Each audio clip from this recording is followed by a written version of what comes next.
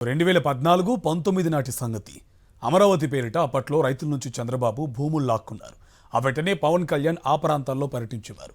మీకు న్యాయం చేస్తానంటూ వాళ్లకు హామీలు ఇచ్చేవారు. బాధితులు తెచ్చుకున్న లంచ్ బాక్సులు ఈయన తినేసి చెట్టు కింద సేద తీరుతూ ఫోటోలకు పోజులిచ్చి ఇంచక్క అట్నుంచటు షూటింగ్కి వెళ్ళిపోయేవారు. ఇప్పుడు ఆ డ్రామాను చంద్రబాబు, లోకేష్ మళ్లీ తెరపైకి తీసుకొచ్చారు. అయితే ఈసారి అమరావతి భూములు కాదు, లులు భూముల వ్యవహారం. లులు అడిగిన షరతులన్నింటికీ తలూపింది చంద్రబాబు ప్రభుత్వం. విశాఖ, విజయవాడలో అప్పనంగా భూములు అప్పగించేసింది. దీనిపై వైఎస్ఆర్సీపీ ఎన్నో అభ్యంతరాలు లేవనెత్తింది. అయితే అప్పటికే లులుతో కుమ్మక్కైన కూటమి నేతలు వేల కోట్ల రూపాయల విలువైన భూముల్ని అప్పగించేస్తూ జీవోలు కూడా జారీ చేశారు. దీనిపై ప్రజల్లో చర్చ మొదలైంది. ఎవరి సొమ్ము ఎవరికి రాసిచ్చేస్తున్నారు, మధ్యలో ఎవరు లాభపడుతున్నారనే విషయాలపై రాష్ట్ర వ్యాప్తంగా జోరుగా డిస్కషన్ నడుస్తోంది.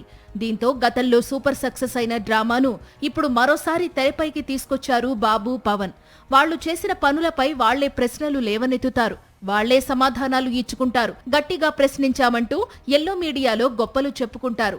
అలా విషయాన్ని పూర్తి స్థాయిలో పక్కదోవ పట్టిస్తారు. కూటమి డ్రామాలో సీజన్ 1 మొదలైంది. లులుకి భూ కేటాయింపులు, రెంటల్ అగ్రిమెంట్లు లాంటి అంశాలన్నింటిపై పవన్ కొన్ని అభ్యంతరాలు లేవనెత్తారు. పవన్తో పాటు నాదెండ్ల మనోహర్ కూడా లీజు మొత్తాన్ని 5 సంవత్సరాలకు 5% మాత్రమే పెంచడం ఏంటని అభ్యంతరం తెలిపారు. లులు పదే పదే కోరడంతో సడలింపు ఇచ్చామని అధికారులు కవర్ చేశారు. విశాఖపట్నం, విజయవాడలో ఆ సంస్థకు ఏ ప్రాతిపదికన భూములు కేటాయిస్తున్నారు? ప్రభుత్వమే భూములు ఇస్తుంది. ఆ కంపెనీ షరతు పెడుతోంది. ఇదెక్కడి చోద్యం? 3 ఏళ్లకోసారి లీజు పెంచాలని రెంటల్ అగ్రిమెంట్స్ లో ఉంటోంది. కానీ ఆ కంపెనీ 10 ఏళ్లకోసారి పెంచాలని కండిషన్ పెడుతోంది.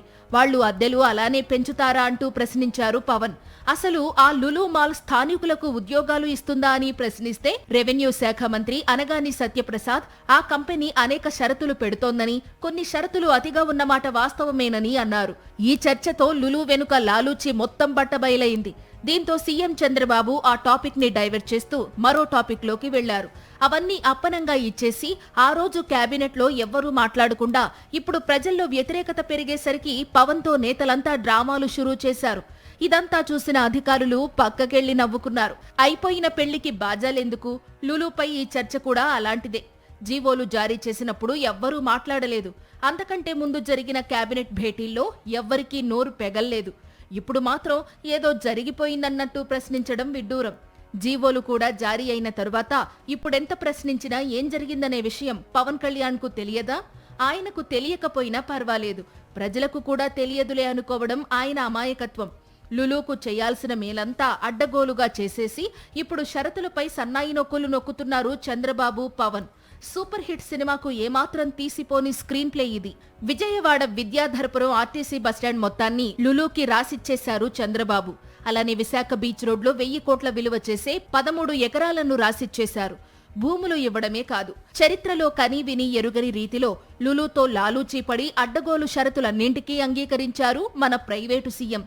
ఇప్పుడేమో ఏదో జరిగిపోయిందన్నట్టు డ్రామా పాలిటిక్స్. ఇది ఆరంభం మాత్రమే.